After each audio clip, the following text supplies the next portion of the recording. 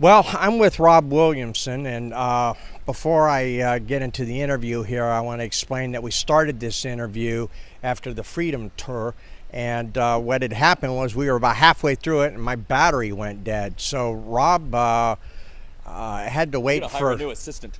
Yeah. So I asked Rob if I could go home and charge up my battery, and Rob said that'd be fine because he was going to go over to Navarre Park for the wing cook-off event that raised a lot of money today, which Rob will talk about a little bit. And then I said, when you're done with that, give me a call and we'll meet up. So we're out here. We have the pier as a backdrop behind us, and welcome, Rob. Thank you very much. The wing off was awesome, by the way. Kudos to Rebecca and Bart and everyone with the Starfish Project. They raised a lot of money. I'm not going to say how much money they raised, but it was a phenomenal event, and this is going to go to help put special needs specific playground equipment in the newly renovated Navarre Park. And to have the community come out and support that event today was phenomenal, and the food was good.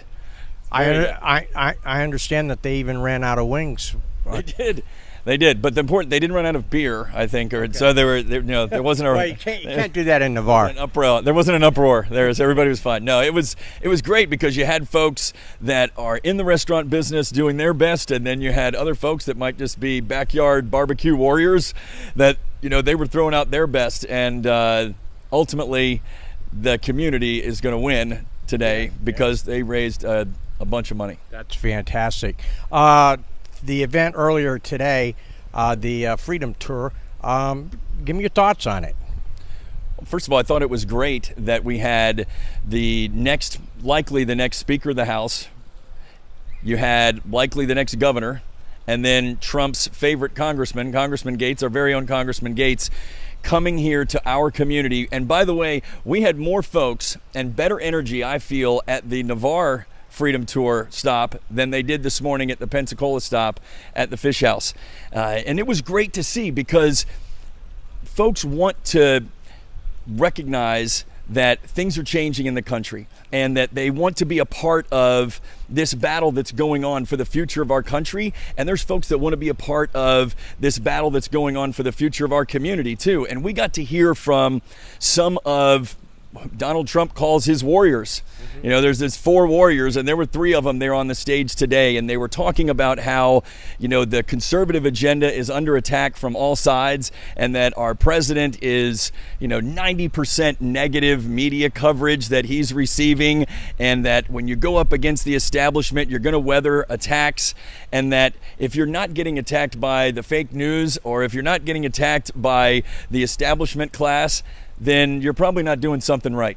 Yeah. So we must be doing a lot right here in Navarre because, I think anybody that has been looking at the local media here, yourself not included, but, the Navarre press has been, it's probably 99% negative against me. And, the good old boy establishment here, they didn't support me 4 years ago. And, they didn't support Rick Scott in 2010, and they didn't support our president in 2016. And we're just not going to be apologetic for having a conservative agenda and for trying to bring about some real change here in the community and in the country. And we had a room full of people today that were fired up. Oh, yeah. And it was awesome. Oh, yeah. There was a lot of energy there today. Now I'm going to switch things up and talk about your own campaign. How do you feel everything's going? It's going well. I mean, we're going to run through the finish line. We're running the same type of campaign, quite frankly, that we did 4 years ago. And not really anybody gave us a chance 4 years ago. Grassroots campaign. I'm still knocking on thousands of doors, just like I did 4 years ago. And that's why I feel so good about where we are with 10 days left in the election, because I'm not listening to the stuff that's going on in the local newspaper or what you might see from a few of the laptop warriors out there, the same folks that have been just creating some really ridiculous stuff that most folks with common sense, they don't believe half the garbage that people are putting out there anyway. And they're seeing the same stuff with Trump and DeSantis. They're talking about all the negative attacks. But here locally, the folks that I talk to when I'm on the front porch and I'm knocking on doors, they tell me they like the direction we're going in. They tell me that they don't have a problem with somebody going up against business as usual. Now, your last flyer that's come out, or last couple of flyers, have kind of been different from the other ones that you've put out, and what is the reason for that? Well, it comes from the people. I mean, I wish I could say that it was my idea, but as I'm going around knocking on doors, I've got people telling me, when are you going to let people know the truth about your opponent and some of the clear differences in the race.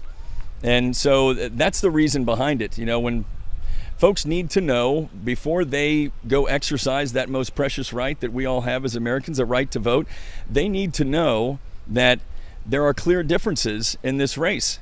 And that's what those mailers that we just put out highlight, that it's a fact that my opponent did just move to town, that he's never voted in a Santa Rosa County election, and that he didn't even register to vote in this county until a year ago, which was just a few months before he decided to run for office. And before running for office, he hasn't been involved in the community. And I'm vested in the community.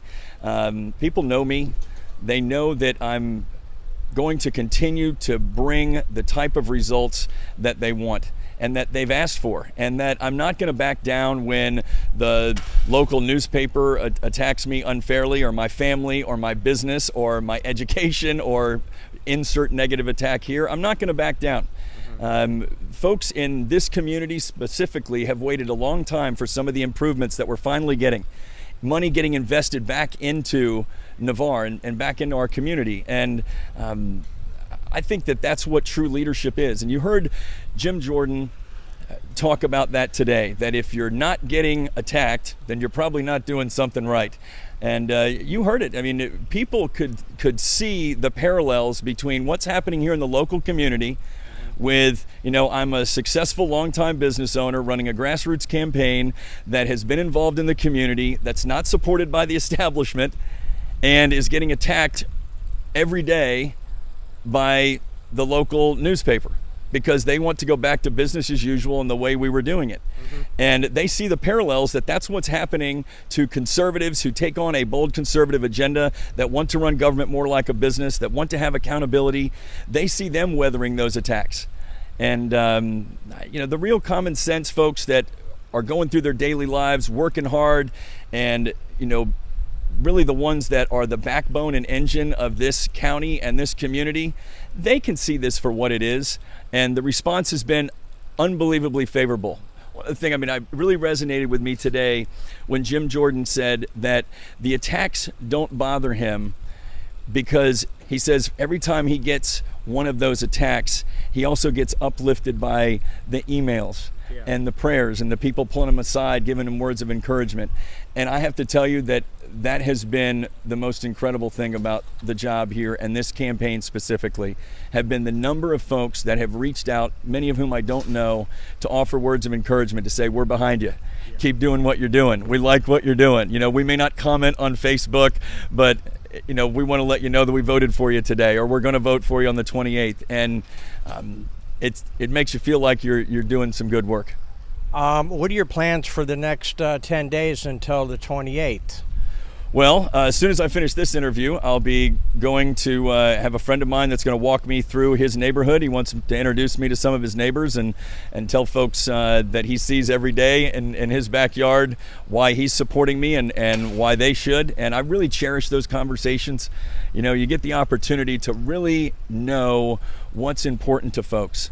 And that's what I carried with me when I was elected 4 years ago, was those conversations were fresh in my mind as I went around the county. And I knew what the agenda needed to be because people told me very clearly what they wanted. And so I'll be doing that this afternoon. And then next week is a county commission week. I've invited the Starfish Project folks to come and tell us about the great success that they had. And I'll be doing the business of the people, the same thing that I've been doing, preparing. And as soon as we have a free moment to spare, we're going to be going out and meeting more voters. We're going to be right up until Election Day, I'll keep knocking on doors just like I did 4 years ago. And regardless of the outcome, I'm a better man for it. Having an opportunity to feel as though you're so connected to the community. And it's been unbelievably rewarding campaign from that perspective. And I feel as though we're better positioned now than we were 4 years ago. Yeah. And we know that the outcome is in the hands of the voters. And that's what I've been waiting on, quite frankly. I'll put my faith and confidence in the voters of Santa Rosa County that after they've done their homework, they will be able to see the direction that we're going in as a county and the progress that we are experiencing for the last 4 years. And that, as many of them have told me, they're like, look, your opponent could be the nicest guy in the world, but I'm not going to vote for somebody that's been here 3 years and just registered to vote last year.